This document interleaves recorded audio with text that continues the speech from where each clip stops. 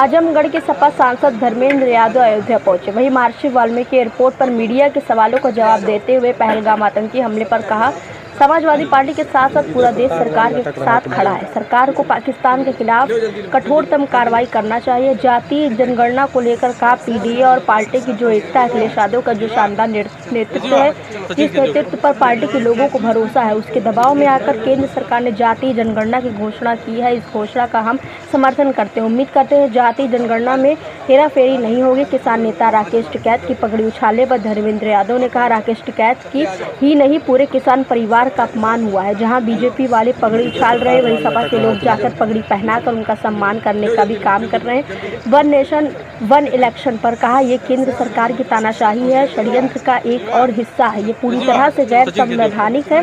सपा सांसद धर्मेंद्र यादव अमेठी में सपा नेता के आवास पर आयोजित कार्यक्रम में शामिल होने के बाद दिल्ली जाने के लिए अयोध्या एयरपोर्ट पहुंचे थे। इस मौके पर पूर्व राज्य मंत्री पवन पांडे व जिला अध्यक्ष पारसनाथ यादव के नेतृत्व में सपाइयों ने एयरपोर्ट पर भव्य स्वागत किया। उसके बारे में आदरणीय राष्ट्रीय अध्यक्ष जी ने लगातार कहा, ये घटना मैं समझता हूँ जितनी निंदा की जाए उतनी कम है। और समाजवादी पार्टी ही नहीं बल्कि पूरे देश के लोग एक हैं आज, और सभी लोग चाहते हैं कि कठोरतम कार्रवाई हो।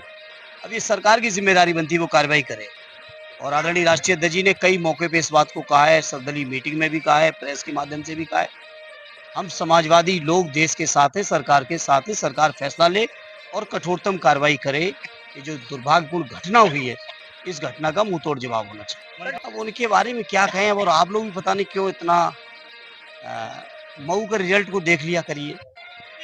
और जहां तक जाति जनगणना का सवाल है, तो ये जनगणना जब सद्य नेताजी, सद्य शरद जी, आदरणीय लालू जी ने किस समय शुरू की थी, हम लोगों को भी मौका मिला था सदन में उन लोगों की बातों को सुनने का।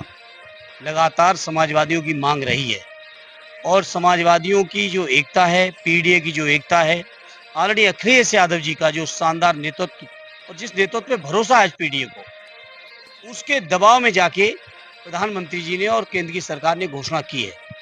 और हम लोग चूंकि लगातार इस बात की मांग करते रहे, तो हम इस घोषणा का समर्थन भी करते हैं।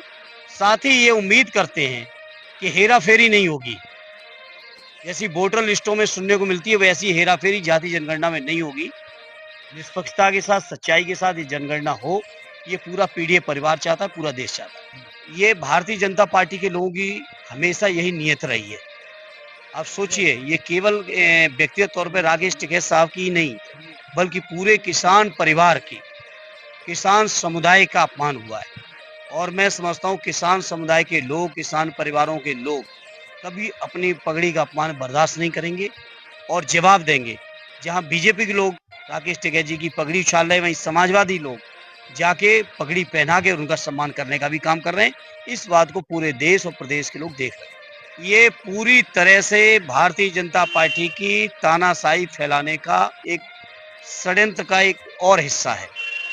और चूंकि मैं स्वयं उस समिति में हूं जो जेपीसी का गठन है, ये पूरी तरह से गैर संवैधानिक है।